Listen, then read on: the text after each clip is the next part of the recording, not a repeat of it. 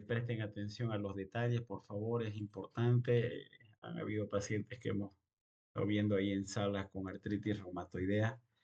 Todos los que han ingresado con artritis reumatoidea por infecciones también de forma paralela ingresado y habitualmente con la artritis reumatoidea activa como tal. ¿Ya? Entonces, de eso se trata ahora. Vamos a ver eh, lo que es la fisiopatología, el diagnóstico y las opciones de tratamiento inicial, ¿no? No les digo que vayan a ir a manejar una artritis reumatoidea, pero sí al menos con que puedan llegar hasta el diagnóstico van a hacer mucho. ¿Listo?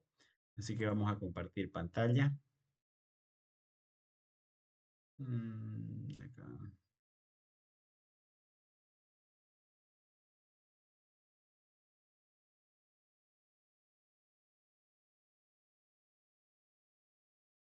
Acá. Ok,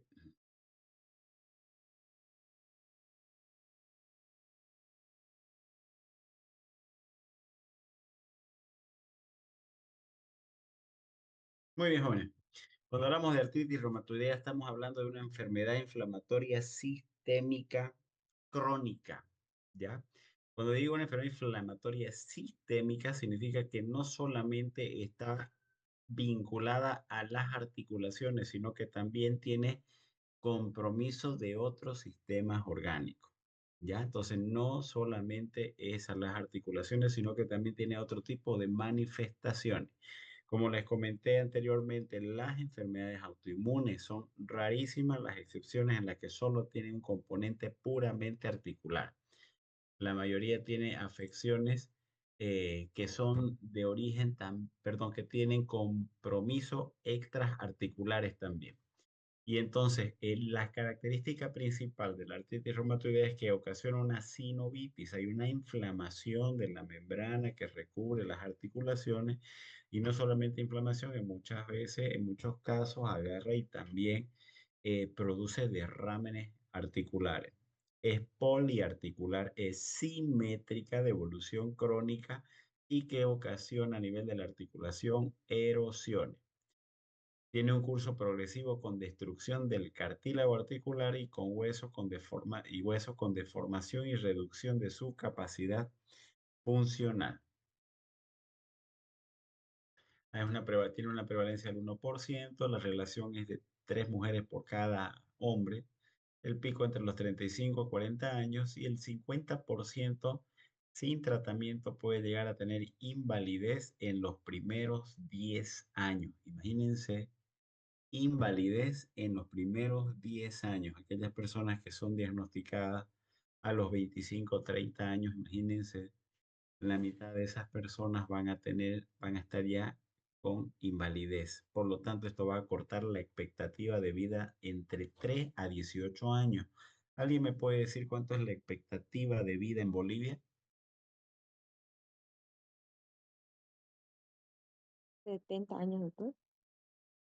Cerca, cerca, cerca. 60, doctor. ¿Cuánto? 60. 60 años. 60 años. A eso quítenle 15 años, a ver. Y está muy en relación también con el lupus eritematoso sistémico, solo que el lupus puede acortar la expectativa de vida hasta 20 años. Wow, es terrible, ¿no es cierto? Por lo tanto, un diagnóstico oportuno, listo, va a condicionar que haya un tratamiento temprano y este sea intensivo. No se olviden que en las enfermedades autoinmunes lo que deben lograr conseguir es de pasar de una actividad de la enfermedad a una inactividad. Así como cuando la diabetes, la glicemia está por encima de 180, estoy garantizando que vaya a haber una complicación crónica. ¿Listo? De la misma forma, en las enfermedades autoinmunes, el mantener activa una enfermedad garantiza de que vaya a tener un daño permanente, crónico, invalidante, etcétera. ¿Listo? Entonces, por lo tanto, mientras más inactiva esté, significa que tengo más expectativa de vida, menos internaciones, menos complicaciones, etcétera.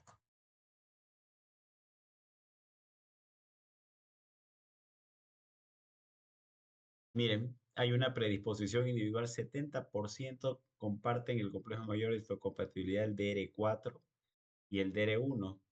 Por lo tanto, se dice que es poligénica. ¿Se recuerdan el DR4 y el DR1? ¿En qué otra enfermedad que hemos visto antes está presente igual? ¿Quién se recuerda? Diabetes. Diabetes. ¿En cuál diabetes? No me digan diabetes como En tal. diabetes, en diabetes tipo 1. Tipo 1. Exactamente. ¿En dónde más? ¿En cuál más? En el Enfermedad de hipotiroidismo. Crohn. En el hipotiroidismo, ¿no es cierto? De Hashimoto hemos visto también. ¿En cuál más? Exacto. En enfermedad de Crohn, como dijeron igual. Enfermedad de Crohn. Excelente, Gabriel. Muy, muy correcto. Excelente. Entonces, se dan cuenta, ¿no es cierto?, de que cuando yo tengo una artritis reumatoide, una persona X tiene esta enfermedad y de repente manifiesta molestias articulares, molestias relacionadas o síntomas relacionados a la tiroides, entonces debo pensar y buscar investigar otra enfermedad autoinmune, ¿ya? Entonces no se vayan a olvidar nunca de eso. Hay factores ambientales que pueden predisponer también, entre ellos el virus de Steinbach, tuberculosis, citomegalovirus, micoplasma como atípico, rubeolas, parvovirus.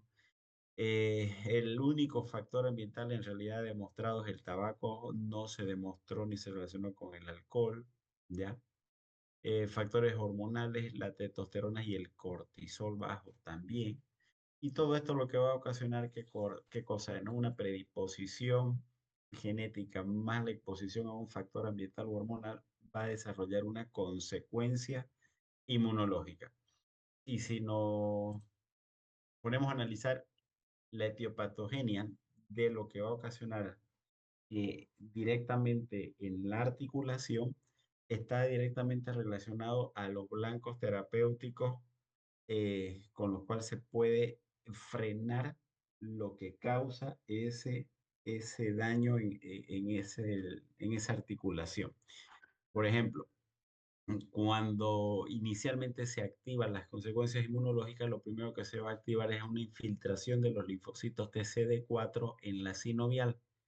Se va a comenzar a infiltrar y a llenar de linfocitos CD4 en la sinovial a nivel perivascular.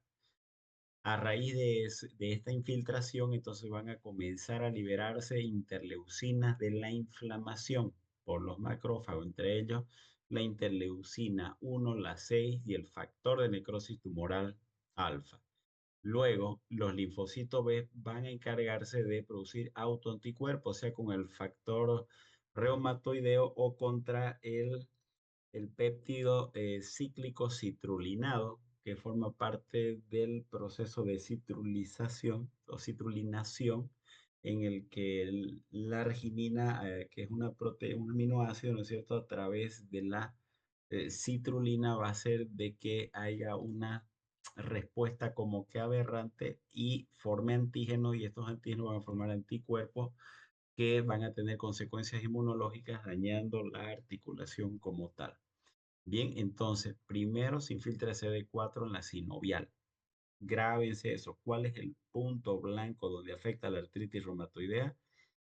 ¿Qué parte de la articulación? La sinovial, no se olviden. Estos linfocitos CD4 desencadenan la reacción de la inflamación a través de activación de macrófagos y linfocitos B. ¿Ok?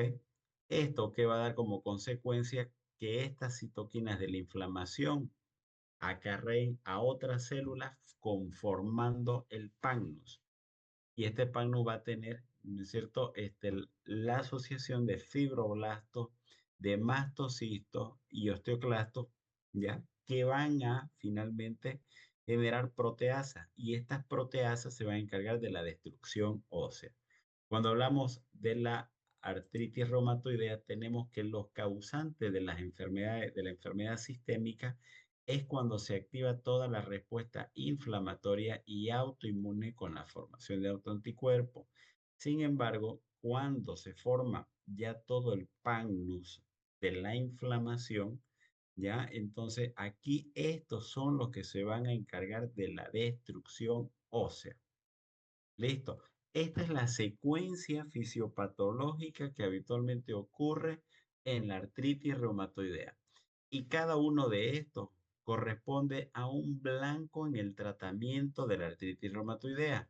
Por ejemplo, si yo quiero dar medicamentos para frenar desde un inicio toda la secuencia inmunológica, entonces voy a dar, ¿no es cierto?, medicamentos inmunosupresores para que no se infiltren del linfocito CD4. Entonces ahí tenemos lo que son el metotrexate y la leflunomida. Ahora, si quiero dar medicamentos para bloquear la respuesta inflamatoria contra los macrófagos, por ejemplo, entonces voy a dar antifactor de necrosis tumoral como el infliximab, etanercept, etcétera, que esto ya vendrían a ser anticuerpos monoclonales. O también se puede utilizar los autoanticuerpos anti-CD20 que van a frenar también la producción del linfocito B, por lo tanto, la producción de autoanticuerpos contra la citrulina que va a ir a afectar a las articulaciones a nivel sistémico y en otros órganos. Entonces ahí se puede utilizar lo que es el rituximab. Y por último, ¿no es cierto? Para evitar la destrucción ósea, allá en el último peldaño, entonces están ahí recién los AINES y los corticoides.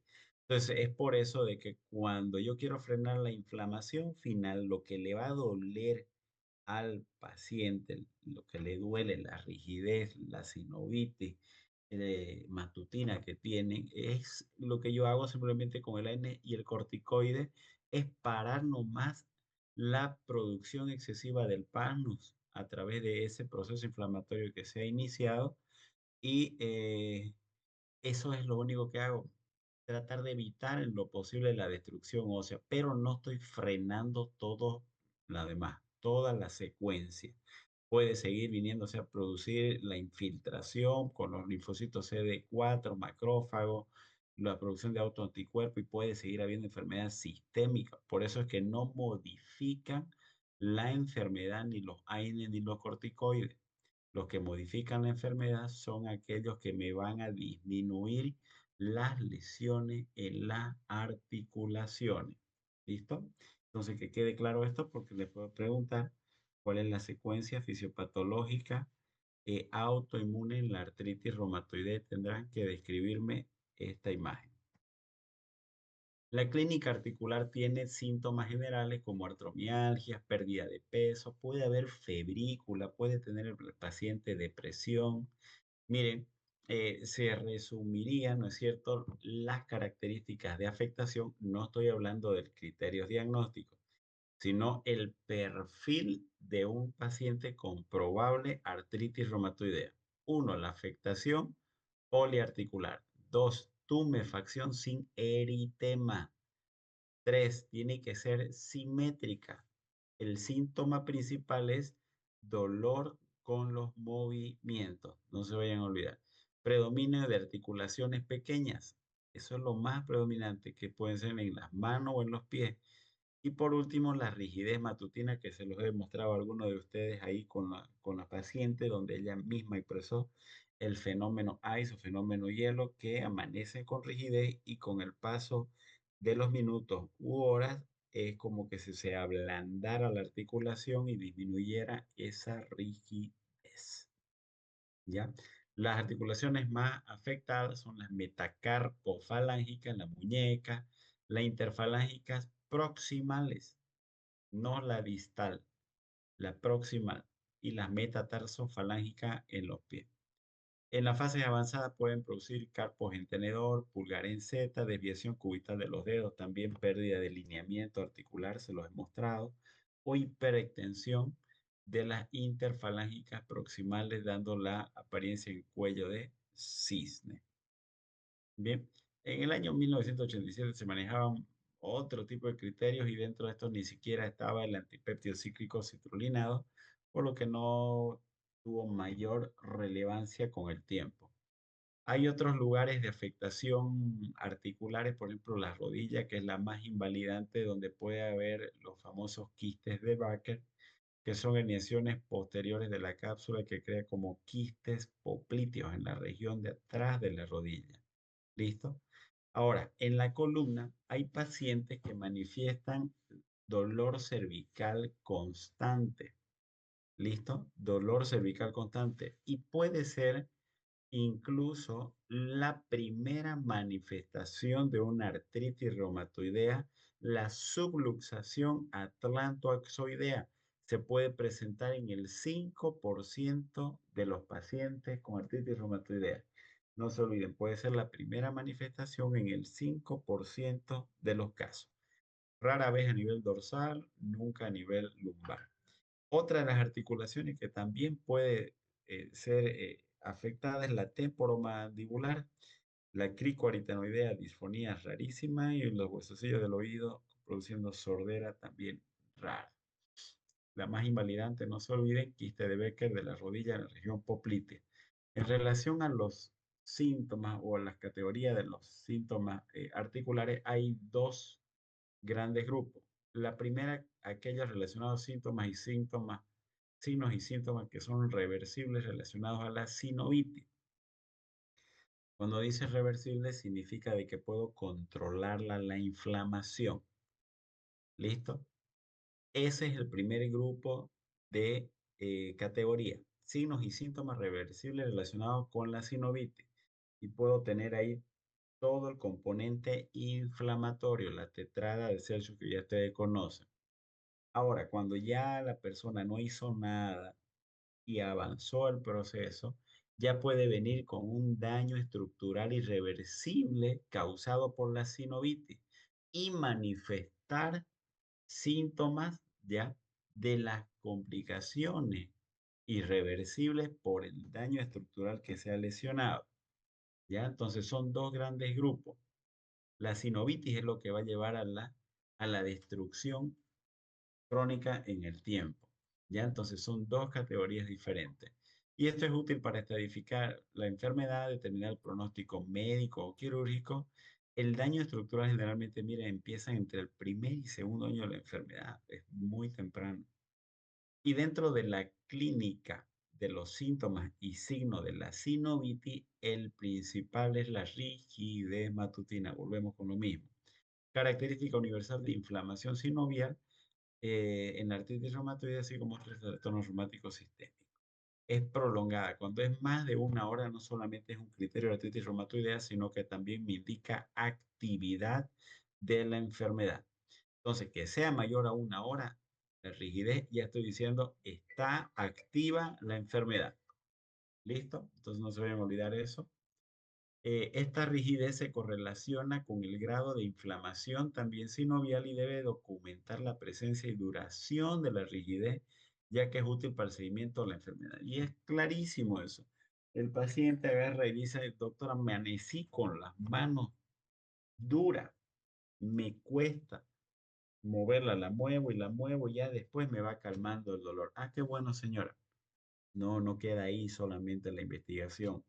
¿Cuánto tiempo pasa desde que amanece con la articulación dura hasta que queda blanda la articulación y puede mover sus manos de una manera más normal? Ah, pasa largo tiempo, pero ¿cuánto? Tienen que lograr que les diga qué cantidad de tiempo. 30 minutos, 20, una hora, 2 horas, 6 horas. Ustedes pueden poner opciones inclusive. Los signos clínicos de la sinovitis son útiles y sugestivos y son articulaciones con aumento de temperatura, hinchada, inflamada, como les dije, tetrada de Celsius. En cambio, el otro grupo que les mencioné son secundarios al daño estructural con pérdida del cartílago y las erosiones del hueso periarticular, que pueden ser erosiones marginales o centrales. Las marginales son las que van a observar ustedes en los costados de las articulaciones. Esto es progresivo, funcional y anatómico, es reversible y aditivo, significa que va sumando una a otra articulación. Hay una reducción del cartílago en la radiografía y de su mismo espacio. Y cuando se va perdiendo el espacio entre en una articulación con otra, entonces de forma secundaria, ¿ya? Como daño irreversible puede terminar en una artrosis, que es diferente ya. Y ahí van a poder escuchar ustedes la crepitación del hueso. Luego, dentro de la clínica extraarticular relacionada está con los niveles del factor reumatoideo, están los nódulos reumatoideos. 30-50% de los pacientes los tienen. Es un fenómeno vasculítico, pero la persona que tiene nódulos reumatoideos con seguridad en el 100% tiene un factor reumatoideo positivo. Los nódulos generalmente son asintomáticos, algunos de ellos pueden infectarse si se los rascan y con uñas que están sucias, ¿ya? Los lugares más frecuentes es el codo, zonas de roce, el occipucio, periarticular, tendón de Aquiles, menos frecuente meninge, pleura, corazón, médula espinal. Entonces el codo uno asienta sobre una superficie y lo va rozando y entonces de esa forma pueden infectarse también al tener fricción continua, lesión y exposición. El tendón de Aquiles con el tema del zapato, etcétera. Se caracteriza en la anatomía patológica porque hay un centro necrótico con histiocytos en empalizada. Puede aparecer fenómenos vasculíticos en la piel con necrosis, púrpuras, úlceras, piodermas gangrenoso. Puede haber mononeuritis múltiple, polineuritis, puede haber infartos viscerales. Ya es importante el daño vascular. Ojo, aquí no estamos hablando, imagínense, del compromiso articular. Estamos hablando de compromiso extraarticular. El paciente puede estar doliéndole las articulaciones, pero agarran y ven ustedes en las piernas imágenes o lesiones purpúricas o necróticas en los pulpejos de los dedos de los pies, entonces tienen que llamarle eso la atención. A nivel pleuropulmonar, aunque ocurre más en los hombres, son dos las características principales. La pleuritis con derrame pleural y la fibrosis intersticial. O sea que hay una serositis, no se olviden. Fibrosis intersticial. Por eso, antes de iniciar tratamiento a un paciente con artritis reumatoidea, debo realizarle una radiografía de tórax para ver si es que no tiene una fibrosis secundaria a la misma artritis reumatoidea, porque el metotrexate, si se lo indica, también puede producir fibrosis pulmonar. Y menos frecuente, hipertensión pulmonar, bronquiolitis, nódulos que presenten cavitaciones, fístulas, pueden llevarlos también a neumotórax o estar asociado a lo que es el síndrome de Kaplan, que es la asociación de artritis reumatoidea con neumoconiosis, etcétera. A nivel cardíaco puede haber pericarditis, puede haber una dilatación de la raíz aórtica con aneurisma de la aorta con riesgo de perforación o de disección, mejor dicho, ¿ya? Otros taponamientos, arritmias, lo más común acá es pericarditis. Entonces tenemos acá serositis pleural y a nivel pericárdico. Neurológico puede causar mononeuritis múltiple, síndrome del túnel carpiano, tarsiano, cervical. No hay compromiso del sistema nervioso central. A nivel ocular, la epiescleritis y la escleritis como la primera causa en artritis reumatoidea. Por lo tanto, cualquier síntoma a nivel ocular que tenga el paciente debe ser valorado por un oftalmólogo. Puede estar asociado a un síndrome de Sjögren, perdón, con una queratoconjuntivitis seca. Puede manifestar datos de osteoporosis aquellos que ya vienen recibiendo corticoides y también se ha visto la asociación de artritis reumatoidea con los linfomas tipo B. No se olviden que cuando hay una infiltración de los linfocitos CD4 también hay una infiltración de los linfocitos B. Ya entonces por esa relación es lo que puede también degenerar el tejido linfoideo en malignidad. El síndrome de Felty, bueno, eso ya también creo que alguna vez les pregunté. Él tiene una triada, artritis reumatoidea con esplenomegalia y citopenia periférica. ¿Ya? Puede haber hiperpigmentación, enopatía, pleuropericarditis, tendencia, infecciones por gram positivo, etcétera, ¿ya? Puede haber nefropatías por AINE, puede haber un síndrome nefrótico, glomerulonefritis por fármaco o lesiones túbulo-intersticiales con injuria renal aguda inicialmente de tipo renal por asociaciones con síndrome de Sjögren, etcétera. Acá de lo más común que puede ocurrir habitualmente son por tema de deshidratación prerrenal, ¿ya? y por fenómenos vasculíticos. Miren entonces las desviaciones marginales, la falange en cuello de cisne, no se olviden, la articulación que más está afectada son las interfalángicas proximales y no así las distales. También las áreas de yuctapenia, osteopenia yucta articulares, ¿listo? Y las erosiones que pueden ser habitualmente marginales. Wow. Miren esta desviación acá, desviación de los dedos del pie, inclusive pueden llegar en algunos casos hasta fracturarse y aquí las erosiones. Ahora, cuando se producen estas desviaciones, por más de que se dé medicamento, por más que se dé fármacos modificadores de la enfermedad o anticuerpos monoclonales, etcétera, una vez está ya destruida la articulación, eso no vuelve nunca más a ser normal. No se olviden de eso. No es suficiente con regenerador del cartílago articular, que colágeno, que infiltración de células madre, que plasma rico en plaqueta. Nada vuelve atrás. No se olviden de eso. Acá son los que se producen los nódulos reumatoideos en zona de roce, como les mencioné, 100% presentan el factor reumatoideo positivo. Las gangrenas con necrosis distal, los piodermas gangrenosos con las costras melicéricas, los fenómenos vasculíticos que son siempre a nivel periférico. Y estos fenómenos vasculíticos lo que van a ocasionar obviamente son espasmos súbitos de vasos sanguíneos de pequeño calibre y eso mismo puede producirse a nivel intestinal, ¿ya? Con infartos mesentéricos, lo peor que se ha visto. Es tremendo eso, con áreas de necrosis a nivel intestinal y que terminan con abdomen agudo quirúrgico. La fibrosis intersticial también pueden presentar o derrámenes pleurales, ¿no? Wow, esta es tremenda esta placa. Miren acá, ¿qué se llama esta curva?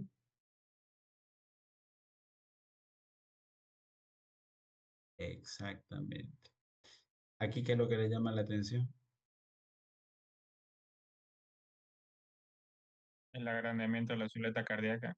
El agrandamiento de la silueta cardíaca, aquí hay una cardiomegalia, probablemente esto sea un derrame pericárdico, aquí un derrame pleural bilateral y aquí una destrucción importante, ¿no? Del parénquima pulmonar, compatible esto con una fibrosis pulmonar.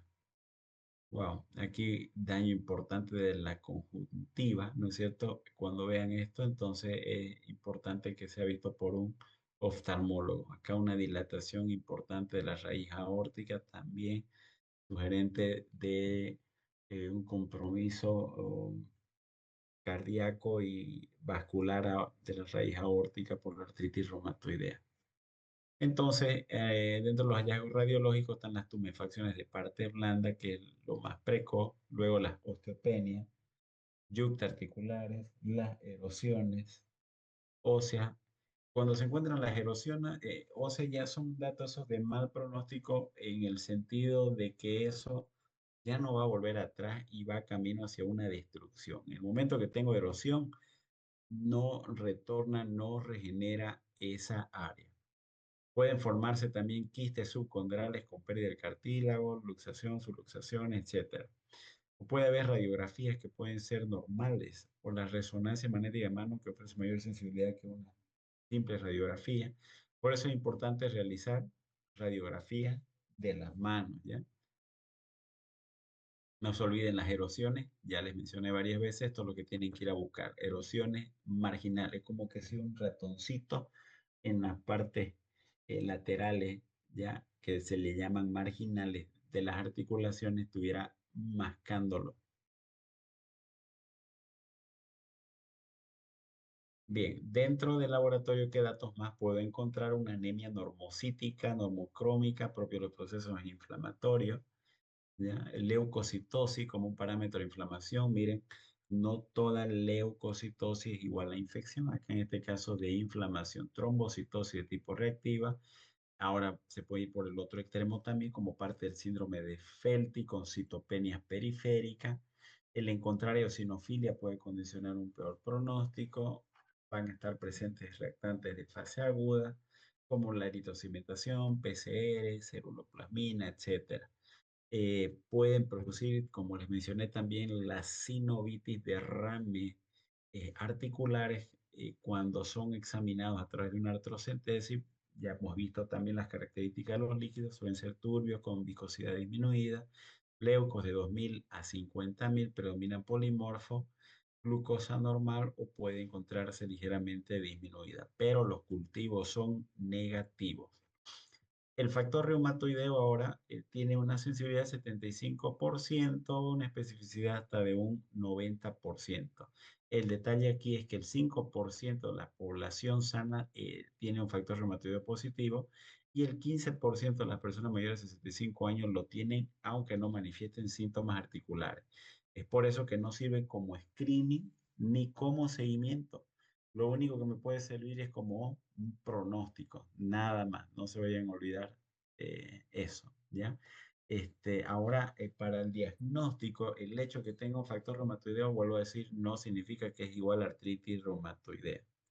Como diagnóstico sirve para confirmar si la clínica solamente es sugestiva de artritis reumatoidea, como vamos a ver más adelante dentro de los criterios diagnósticos. Está presente en el 100% de los fenómenos vasculíticos o los nódulos, ¿ya? Y además se eleva en otro tipo de enfermedades que ni siquiera pueden ser autoinmunes, como tuberculosis, sarcoidosis, lepra, hepatopatía, Sjögren, endocarditis o asociado a enfermedades severas extraarticulares, ¿ya? No se olviden de ese detalle. En cambio, el antipéptido cíclico citrulinado tiene muchísima más especificidad que el factor reumatoideo. Es cercano al 90-95% de especificidad. Ahora, ¿qué es lo que lo hace extraordinario y mucho mejor el anti-PCC? Es que se puede inclusive detectar hasta 10 años antes de que aparezcan los síntomas. ¿Ya? Entonces, si hubiese, por ejemplo, el papá con artritis reumatoidea, y el hijo sin síntomas, pero quisiera saber de que si en los próximos 10 años tengo posibilidades de desarrollar la enfermedad, puede hacerse este estudio de una manera para poder tener un diagnóstico más precoz, ¿no es cierto? Y de forma oportuna iniciar el tratamiento, ¿no? Los ANAS que ya les comenté igual, miren, son inespecíficos y pueden aparecer en títulos bajos en un 30%. Por lo tanto, la suma de autoanticuerpos, no solamente tomar el factor reumatoideo, sino los anticuerpos anticitrulina, anticitrulina sí son importantes. Factores de mal pronóstico, el hecho de ser mujer, edad avanzada, afectación radiológica desde el comienzo, el factor reumatoideo o anti-PCC muy elevados, nódulo reumatoideo, persistencia de un brote, o sea, de la actividad de la enfermedad más de un año, el nivel socioeconómico disminuido o afectación de más de 20 articulaciones. ¿Ya? Marcadores de actividad pueden tomarlo inclusive en cuenta solamente el PCR mientras se mantenga elevado. eh, Puede significar que esté activo. Por ejemplo, de la señora Araceli, que está internada ahorita para los que la han visto, ella estaba siendo manejada por una infección urinaria y con una artritis reumatoidea sumamente activa. Hemos concluido el tratamiento antibiótico hoy día y mantiene su PCR entre 100 y 150. No me recuerdo el valor exacto, pero el foco infeccioso está totalmente controlado, pero todavía permanecen los síntomas articulares importantes y eso denota una actividad de la enfermedad. ¿Ya? Entonces, la esperanza de vida se va a cortar en 3 a 7 años y esto se puede acortar más la vida cuando se asocia a infecciones, hemorragias gastrointestinales o enfermedades cardiovasculares. Por eso es que el tratamiento debe ser realizado lo más precoz posible. Vamos a irnos directo a los criterios actuales que se manejan. Ya los criterios actuales son más simplificados desde el año 2010 de la EULAR, ¿ya? Y son más sencillos. Ya, entonces serán clasificados de artritis reumatoidea si la suma total es igual o mayor solo a 6 puntos. ¿Ya? Y está relacionado a la afectación articular, al número de afectaciones articulares, a las alteraciones serológicas y al tiempo. ¿ya? Entonces vamos a partir de abajo hacia arriba. Si es más de 6 semanas, es un punto. En relación a las alteraciones serológicas, sea el factor reumatoideo o el anti-PCC, positivos bajos, o sea, menos de 3 veces su valor normal, o sea, vale decir entre 1.1 a 2.9 veces su valor normal, son 2 puntos. Positivos altos cuando supera 3 veces su valor normal, 3 puntos. Si tiene elevación de la BCG o PCR, un punto. ¿Listo? Y en relación a la afectación articular, habíamos dicho que es más de afectación de pequeñas articulaciones. Si tiene más de 10 articulaciones pequeñas afectadas, 5 puntos. 4 a 10, 3 puntos. 1 a 3, 2 puntos. Y de 2 a 10 articulaciones grandes afectadas, un punto. Una articulación grande afectada, 0 puntos. Si suma más de 6 puntos, confirmado el diagnóstico. En relación al tratamiento, medidas generales, están los AINES. Síntomas, si es más sintomático, no modifican la progresión, al igual que los corticoides, ¿ya? No son fármacos, no se olviden, ¿ya? No son fármacos modificadores de la enfermedad. Solamente maneja tratamiento sintomático, que sí modifican el curso, no modifican la enfermedad, pero sí modifican el curso. ¿Qué significa eso? Que me sirven como terapia puente hasta que yo pueda ayudar a desinflamar la articulación para poder dar un fármaco modificador como tal, metotrexate, leflunomida, sulfasalacina, etcétera.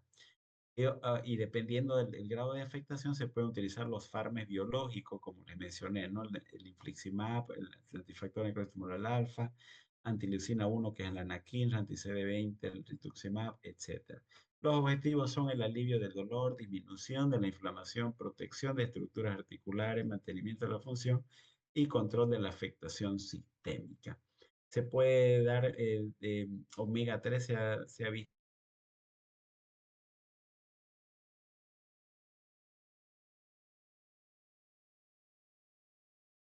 Entonces, dentro de los objetivos de tratamiento, el primero es el alivio del dolor. El paciente va a estar chillando de dolor, ¿ya?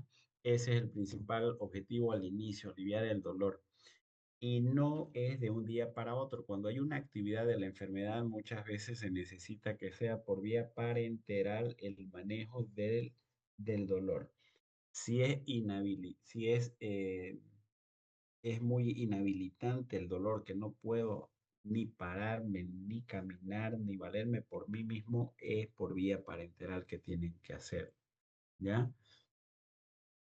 Tienen que disminuir la inflamación y esto, la inflamación lo van a hacer principalmente con corticoides.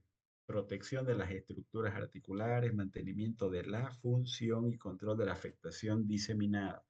Cuando habla de mantenimiento de la función, están hablando directamente en disminuir la sinovitis, ¿ya? Entonces, si disminuyo la sinovitis, disminuyo la infiltración, disminuyo la inflamación, disminuyo el pasmo, disminuyo la destrucción. Si disminuyo la destrucción, facilito la funcionalidad de la articulación.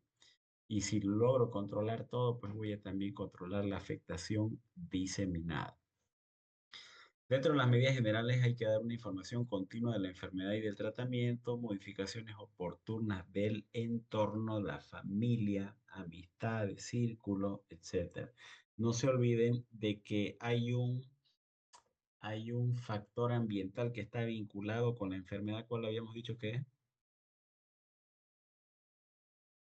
El que el Tabaco. tabaco. Tabaco. El tabaco. Entonces, esa persona no puede acercarse ni por si acaso a oler el humo del tabaco. Entonces, por eso que hay que hacer modificaciones de su entorno. La alimentación es importante. No se olviden eh, que se afecten las manos, que se afecten los pies, los tobillos en una persona que pesa más de 100 kilos, 120. Imaginen la carga de peso que le van a poner a una articulación que está inflamada. Bajar de peso, medidas higiénico-dietéticas, disminuir o cortar prácticamente la exposición a cualquier humo, principalmente del tabaco, ver el entorno económico, social, las situaciones de estrés, depresión, activan también la enfermedad. Ejercicios para mantener fuerza muscular y movilidad de articulaciones y dietas que son como omega 3 para favorecer una protección cardiovascular. Entonces, en la primera línea de tratamiento, considerándolo más bien como un alivio sintomático, como los mencioné, están los AINES, COX-1, eficacia antiinflamatorio, morbilidad digestiva, cardioprotección, y los COX-12, bueno, al revés, ¿no? Menos morbilidad digestiva y no cardioprotección. No hay ningún solo AINE que sea verdaderamente eh, protector a nivel digestivo y a nivel cardíaco como tal, ¿no? Todos van a tener algún grado mínimo o mayor de afectación de gastrolesividad, ¿ya? Pero dentro de los que habitualmente más se usan están los COX-2, por ejemplo, selectivos, ¿no? Los que son de la línea de los COX-CIP.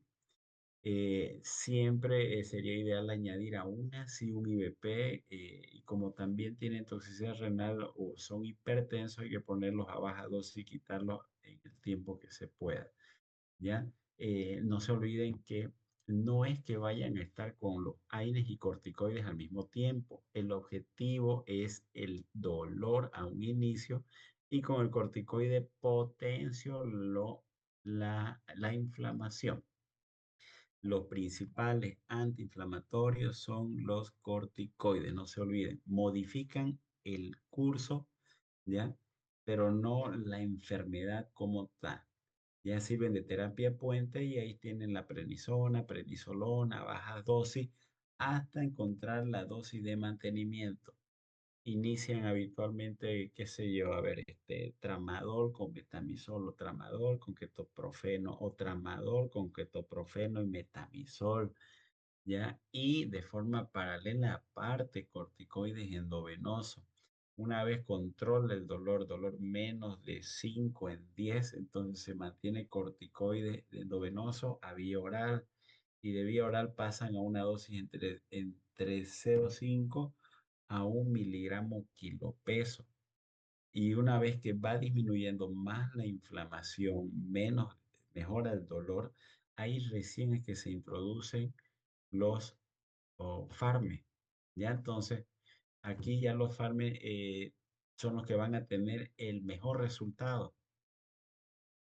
Ya entonces, entre ellos el metotrexate, que es el fármaco de elección, puede utilizarse como monoterapia. El problema es que puede ocasionar mucositis orointestinal, hepatopatía, anemia, ya lo hemos visto en las anemias normocíticas, normocrónicas, ¿no es cierto? Que tiene que darse suplementación con ácido fólico porque compiten con el receptor, etcétera.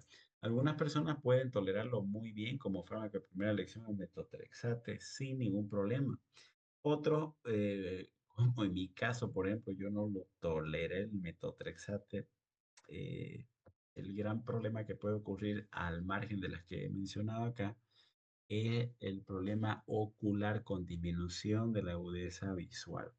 ¿Ya? Entonces, está relacionado también con episodios de depresión, está relacionado con disminución de la capacidad cognitiva. Entonces, no, yo no quise ni una semana estuve con metotrexate.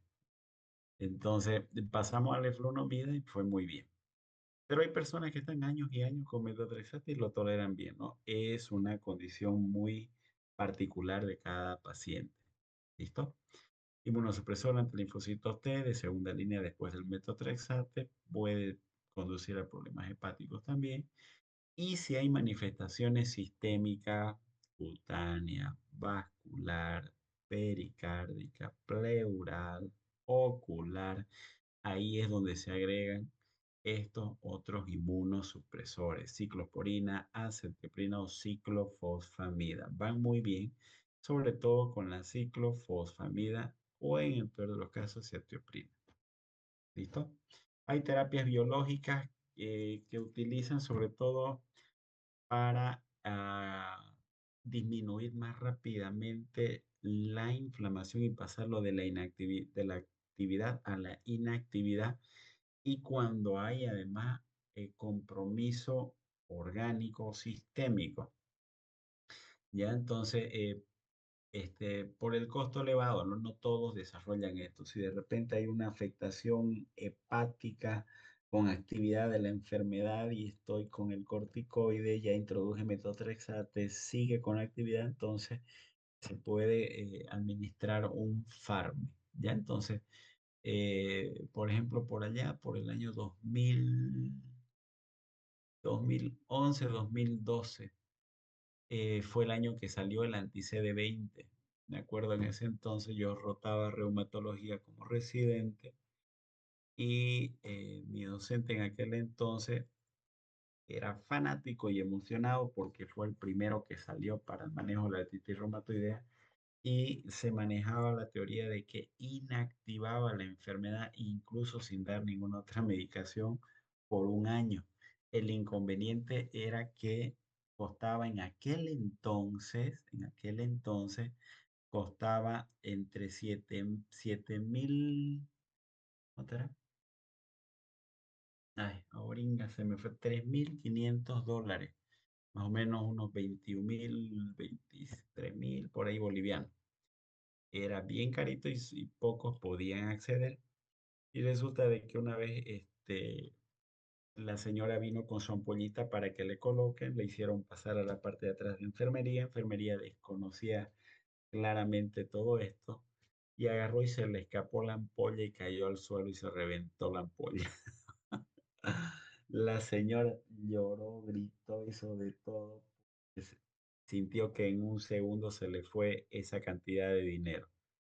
Entonces, gracias a Dios, el doctor, como estaba prescribiendo el medicamento, habló con la empresa, le comentó de este inconveniente que hubo y le repusieron a la señora de inmediato y le colocaron ya con mejor medidas de control, ¿no? Entonces, a partir de ella comenzaron a salir muchos más, comenzó a salir ya el infliximab, adalimumab, etanercept, ya el certolizumab, el anakinra, anti-interleucina 1, el tocilizumab, espectacular que lo utilicé yo bastante también en la época del COVID.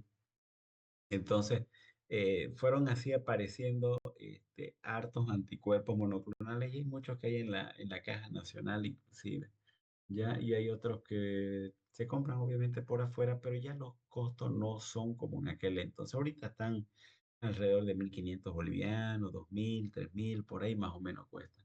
En aquel entonces era un lujo poder acceder a estos medicamentos.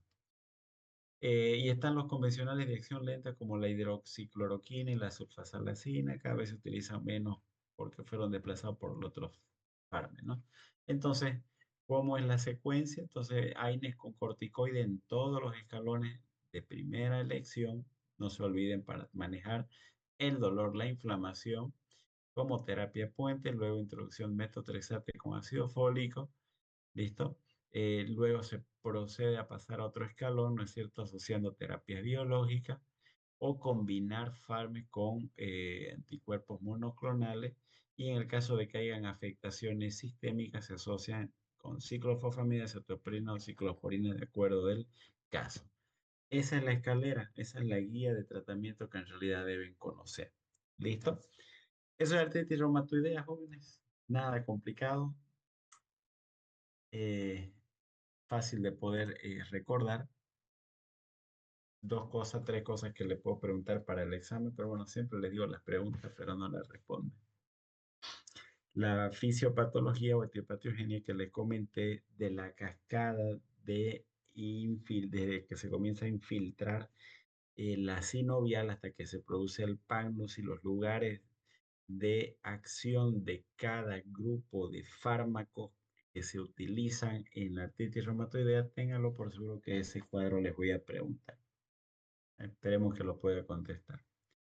Y los criterios del EULAR que ya les comenté desde el año 2010 se siguen manteniendo, no son difíciles, son tres grupos sencillos de recordar, la cantidad de afectaciones, de afectación de las articulaciones, el componente serológico y el tiempo, ¿no?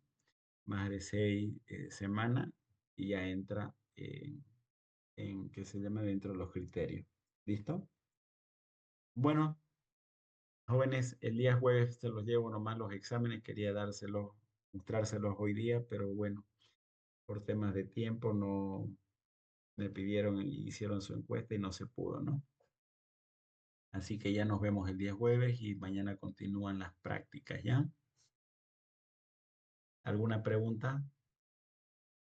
Doctor, tengo una pregunta. Sí.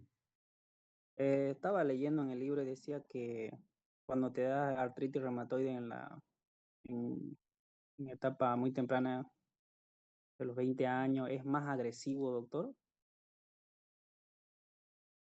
Antes de los 20 años, Sí, doctor. lo que es más agresivo en realidad es cuando hay asociación de dos enfermedades autoinmunes, por ejemplo, la artritis reumatoidea con el lupus eritematoso sistémico, que vamos a ver en la siguiente clase, a eso se le llama lupus.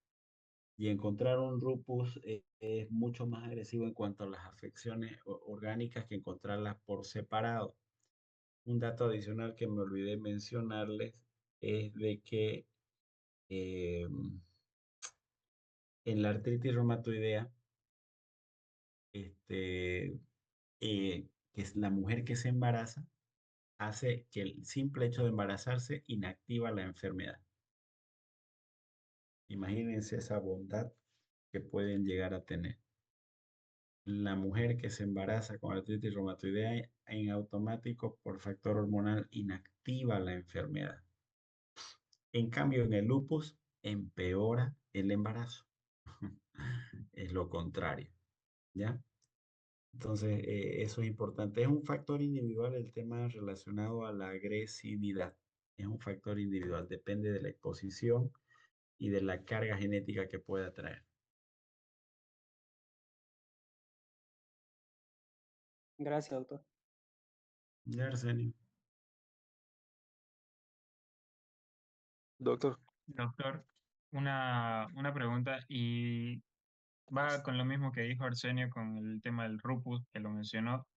En ese caso, ¿el tratamiento es igual o hay alguna diferencia? Sí, en la misma secuencia. Solo de que una aclarativa importante. Entre la artritis reumatoidea y el lupus, ¿cuál es más importante? Es el lupus. Es el lupus. Entonces lo manejan como una artritis lúpica desde la perspectiva de los pacientes lúpicos.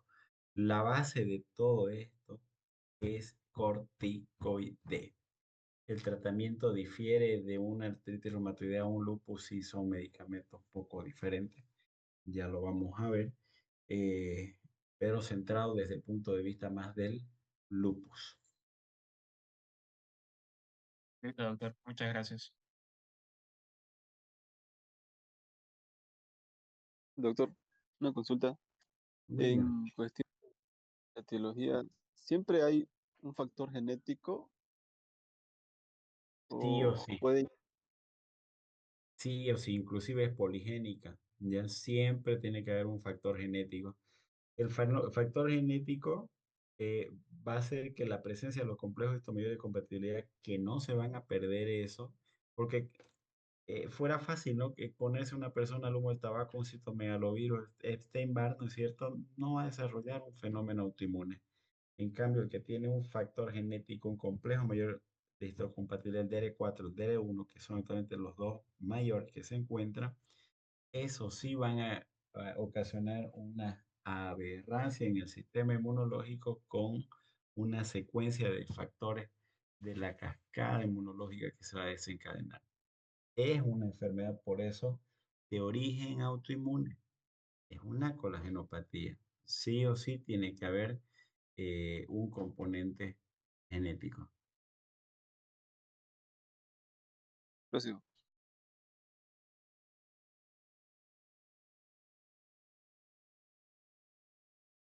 Bien, jóvenes, cuídense, estudiense, estudien y cualquier duda, bueno, ahí estoy para servirles, ¿ya? Dios me los bendiga y tengan un descanso reparador. Gracias, doctor. Gracias, Gracias, doctor. doctor. Gracias, doctor. Igualmente, Chao. bendiciones. Bendiciones, jóvenes. Chaucito.